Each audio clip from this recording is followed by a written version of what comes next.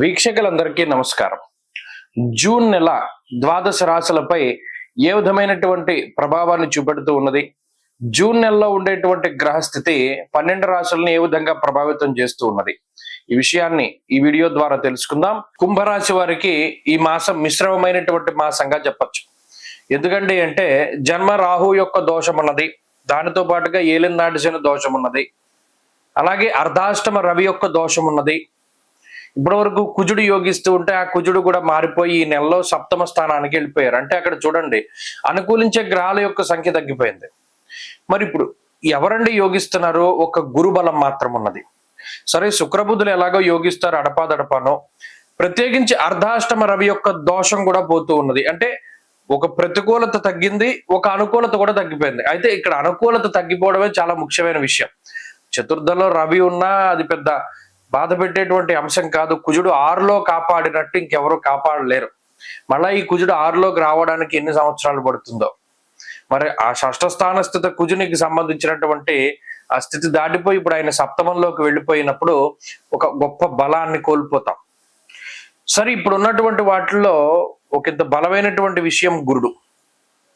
ఈ గురువు మిమ్మల్ని ఆర్థికంగా నిలబెడతాడు, పాడైపోకుండా కాపాడుతాడు. ఆయన ఎక్కడైనా ఏదైనా చెడు మార్గంలోకి వెళుతూ ఉన్నప్పుడు, నెగిటివ్ థాట్స్ వైపుకి కానీ, లేదు పలానా ఇది చేస్తే మనం పాడైపోతామని మనకి తెలియజేసేలాగా ఆయన ఒక సిక్స్త్ సెన్స్ రూపంలో, అరే నువ్వు ఇలా పనిచేస్తున్నావు, ఇప్పుడున్నటువంటి టైంలో ఉద్యోగం మానేయడం మంచిది కాదు, ఆ ఒక వాయిస్, ఇన్నర్ వాయిస్ వినబడుతూ ఉంటుంది. దీన్ని ఏం చెప్తారంటే సిక్స్త్ సెన్స్ అంటారు. కుంభరాశి వారికి అది పనిచేస్తుంది.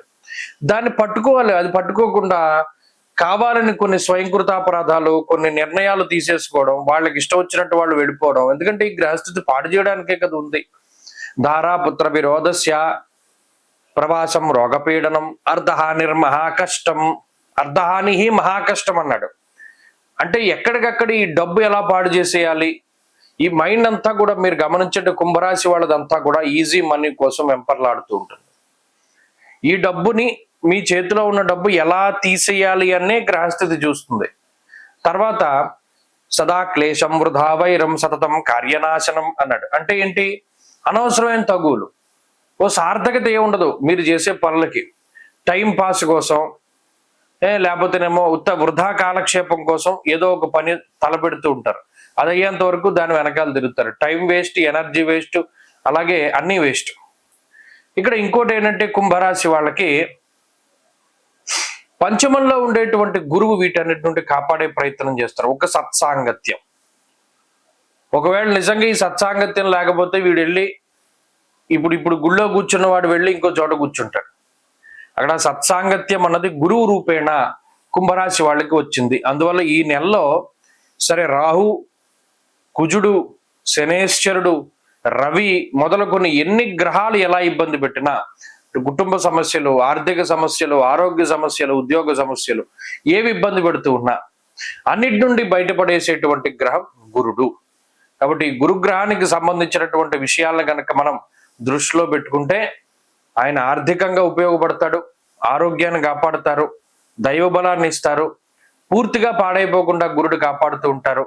ఇలా కుంభరాశి వారికి ఈ మాసంలో గురుబలమే ప్రధానంగా ఉన్నది. కాబట్టి ఈ గ్రహస్థితి నుండి బయటపడడానికి ఎప్పటికప్పుడు దైవతారాధన చేయాలి. ప్రత్యేకించి ఈ నెలంతా కూడా సూర్యారాధన చేస్తే చాలా మంచిది. అనగా ఆదిత్య హృదయ పారాయణ కానీ, లేదా మరే ఇతరత్ర సూర్యుడికి సంబంధించినటువంటి స్తోత్ర పారాయణ కానీ చేస్తూ ఉండటం ద్వారా కుంభరాశి వారి ఈ మాసంలో మంచి ఫలితాలని సాధించగలుగుతారు.